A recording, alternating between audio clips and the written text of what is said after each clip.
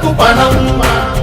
సంక్షేమం సమకూర్చేలా శ్రద్ధగా మన పని చేద్దాం రాసైనిక కదలి రాసైనిక